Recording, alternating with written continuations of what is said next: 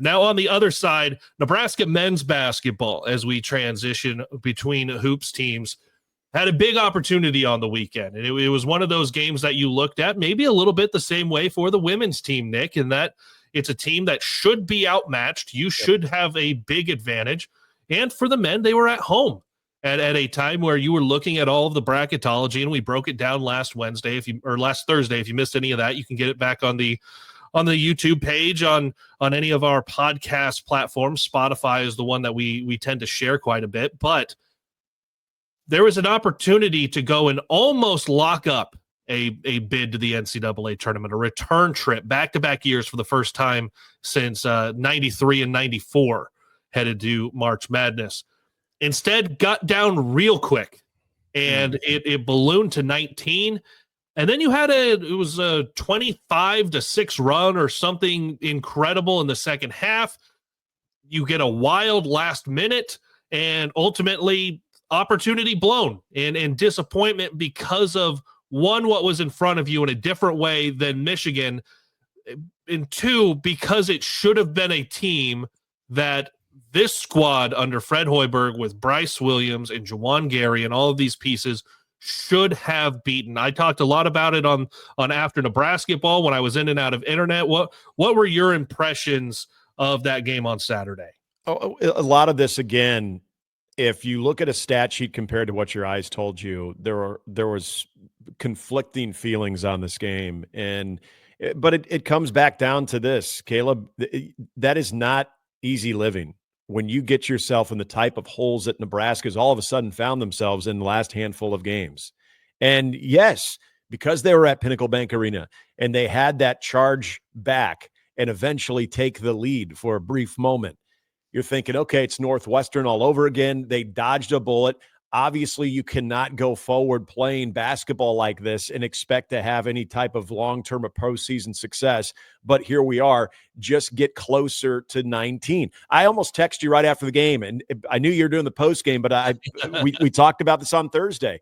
That runway is starting to shrink of trying to get to 19, because I think you and I are both in agreement. You get to 19, you feel like you're in. But along the way, you've now lost to Minnesota and Penn State. So as great as some of those quad ones and those solid victories that Nebraska's had, especially even going back earlier in the season, you start to offset a little bit of that with two things: losses to the bottom of your conference, but also the way you're trending at the end of the season, which is something the committee looks at. When you start putting all those teams that are on the bubble and you start looking at, okay, what was their last 10 games? What was the record in their last 10 games? How did they look in their conference tournament?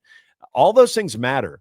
And so I tweeted out, I think I used the words devastating and crushing as far as that type of loss. And that's how it felt. And it wasn't because all of a sudden Nebraska takes the lead on the putback by Juwan Gary, and then what he'd been doing pretty much all day, and Brendan Rigsby comes right back and knocks down a three, and all of a sudden it's lights out. That was tough, but it was the team you just lost to. It was the fact that you had to work that hard to take that type of a lead so late in the game that I continue to be overly concerned about the way this team functions offensively and really in the first half defensively. Minnesota is not a great shooting team, but they stayed very steady, above 50% from the field, above 45% beyond the arc. Those were numbers that if Nebraska was going to have success, if you say Nebraska holds Minnesota to 67 points, okay, you're probably okay with that to some extent. But when you start to see that they're extremely efficient field goal percentage-wise and beyond the arc, that's a problem. So it was the closeouts in the first half. It was the defense, not the rotation that we are typically used to seeing. There was sloppiness in the defense. And then offensively, yeah, great to see Juwan Gary having a big game. Bryce Williams, we just kind of expect that anymore. But where's the secondary scoring? Okay, Connor Essegian gets in double figures, but where's the secondary scoring? Where's Burke now back for the second game? All of those things concerns me really, really badly right now as we're going into a 2-game stretch where, sure, yeah, you beat Ohio State and Lincoln, but given the way Nebraska's playing right now, does anybody have a lot of confidence that they can go into Columbus, Ohio and win that game? And then Iowa coming to PBA, sure, you felt like he let one slip away in Iowa City, but given the way Nebraska's playing right now, is playing at Pinnacle Bank Arena invincible anymore? No. So a lot of concern right now. There's really no way to sugarcoat that. And there's a lot to be played for still. I know there's all the words. Fred, after the game, said he was absolutely sick.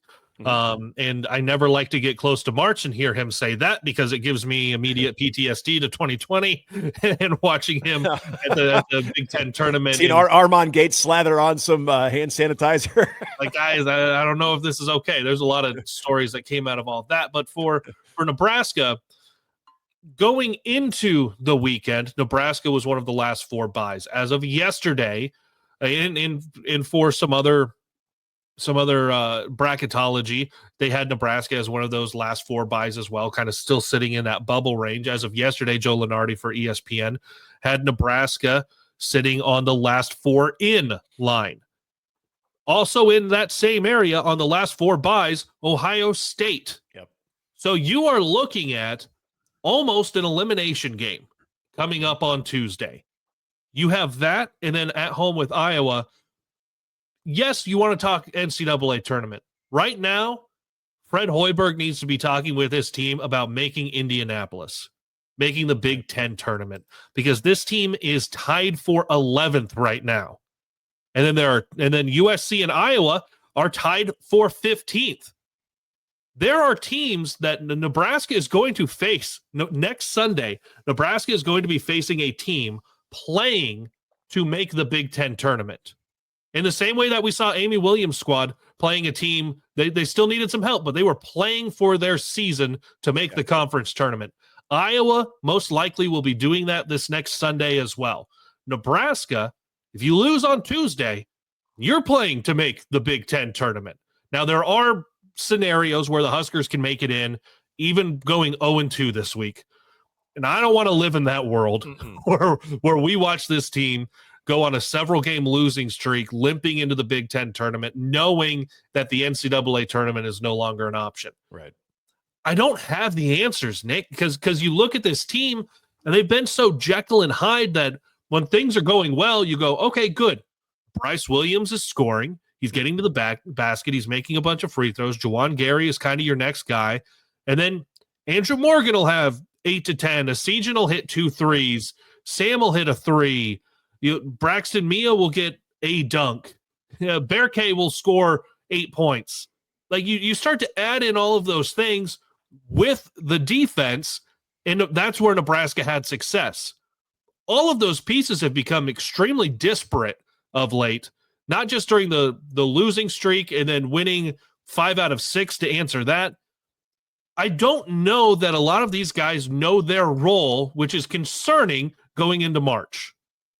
I think that's fair. That's a fair assessment. And going back to some of the teams you just rattled off as far as what their chances in the path that they have, or either tied for the last team into the Big Ten tournament, or a team that could potentially either play their way in or play their way out, the desperation factor that these teams are going to have. Ohio State being on the bubble and being desperate to get into the NCAA tournament, knowing that you're going to get their best shot. Nebraska needs to be one of those teams. I'm tired. When does Nebraska get to tap into the desperation? Exactly. And use that for itself. 100%. Nebraska needs to be that team that other coaches are saying, hey, this is a desperate team, okay? They are going to give that type of sense of urgency right out of the gate. I feel like we've said this so many times of, man, Nebraska's going to be going up against a desperate team. Nebraska's going to be going up against a desperate team. Nebraska's a desperate team right now. Let's be real with what they are right now. Because if you don't make the Big Ten tournament, you're not going to the NCAA tournament. That's not happening. Okay. And if you do get in somehow by going 0-2 this week, guess what? If anything short of being there on the Big Ten championship game, you're probably not going to the NCAA tournament. So there is a lot of things that Nebraska needs to get accomplished. But to me, it's in the first 5 minutes of each one of these next 2 games.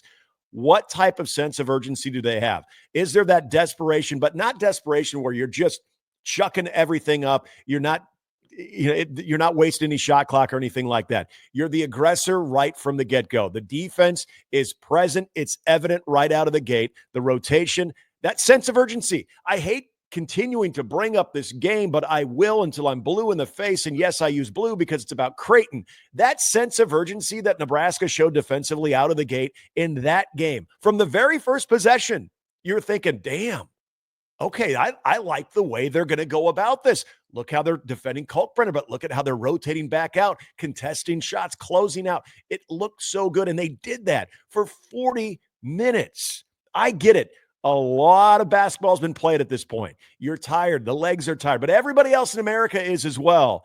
That sense of urgency needs to start on the defensive side, because what is the identity of this basketball team right now? It's their defense. They set that tone in the very first possession. I think good things follow with the offense. I think then you see that desperation, that sense of urgency that this team needs to play with, that fire under their ass needs to happen, and it needs to happen that first minute tomorrow night in Columbus, Ohio. And you saw that effort. I think you've obviously seen it in spurts, but to see it Yes. for 40 minutes, you saw it against Creighton, you saw it against Illinois. Maybe there's a 2-minute stretch that they took off against Illinois because Illinois makes that comeback. Mm-hmm. But you saw it at Oregon. Like, you've seen it in these games against ranked teams. Like, those aren't three nobodies, right, that you're talking about right there. And at the time, Nebraska had, you talk about those last two with Illinois and Oregon, Nebraska just lost 6 games in a row and then pulled that right back. Right now, Nebraska has lost 3 games in a row. Can you flip that switch against Ohio State on the road, knowing that you didn't get it done on Saturday and you are playing for the Big Ten tournament as well as the NCAA tournament? You got to take care of number one, because guess what? If you're bottom 3 and you don't make the Big Ten tournament, I'm not having these conversations. But guess what? People get pretty loud talking about Fred Hoiberg's tenure. I'm not having that conversation, even if Nebraska loses out. But the people that have been having that conversation since December, good luck tuning them out. Oh, and no, you're right. And here's the problem. I think this is why you're seeing Fred show so much frustration, is because everything seemed to really set up a lot earlier in the season for Nebraska of being a bona fide tournament team. Mm-hmm. And I still felt at the beginning of the season, given what you lost a year ago and trying to get a lot of these components in place to where they were, the chemistry and everything on the floor was starting to show up, that I thought this team, in an odd way, would be in a similar situation that they currently are in right now. Not trending in the wrong direction, but fighting for their tournament lives, where, boy, this will be a huge week for them. If they can get one of 2 of these games, they might find themselves on the better side of the bubble. But context is everything. And I think that's why Fred's frustrated, because they had, and I think in some ways still do, have the look of a tournament team. But Fred sees this team playing their way out. And I think that is going to make any coach in America livid, because all of the things that you were able to do in winning those big games, this team knows, they understand. It should be second nature to them. And now all of a sudden, you're reverting to some bad habits. There are different things that, again, these slow starts, all of a sudden, where did that come from? This last month of just getting behind the 8 ball against some very average to below average teams. And hey, look, every night shots aren't going to fall. I thought one of the most impressive wins that they had in that stretch was the win against Washington, when Washington could not miss, but Nebraska was steady in their offense the entire time. There was no panic, and they were on the road too, which is something that has not been traditionally good for Nebraska. So they've got things in their arsenal that I refuse to give up on. So you ask the question, can they flip that switch, and can they have that successful 40 minutes of basketball collectively enough to win a game against Ohio State? I still think they can, because when they were on that 6-game slide, you're thinking, are they ever going to win another game? And then they did, and they did it on the road, the improbable Nebraska road victory in conference play. So yeah, they have it in them. But I think the frustration, the emotion that you're seeing from the fan base right now, I think is actually being set from Fred Hoiberg, because Fred is showing some emotion right now too. And I don't blame him. Fred's frustrated. because he sees this team playing their way out. There was a little profanity. He said the things that these guys know in situations, they go over it all the time. And what is the most helpless feeling when you have veteran, older players that have played in a lot of college basketball that know all of these different situations and scenarios, yet in the moment, it eludes them. As a coach, you're helpless. I mean, what more can you say? You've been drilling that into their head all week long in preparation in the shoot around. Then all of a sudden, in the moment that it matters the most, it's not happening. So I get his frustration. I get fans' frustration with this because you're in a position right now of where you see this team playing themselves out of the tournament. And that is a very bad look for a team that looked like they were solidly in as most recent as a week ago. My parents are both teachers, and I coached a little bit, and I'm sure you've been around the same stuff. I know how frustrating it can be to drill and teach and teach and teach and teach, and then it become test time, and all of that just disappears into the ether. Yeah, what do you always say? We went over this. Went over this. Guys, I have been teaching you notes to the test for the last month and a half. What are we doing here?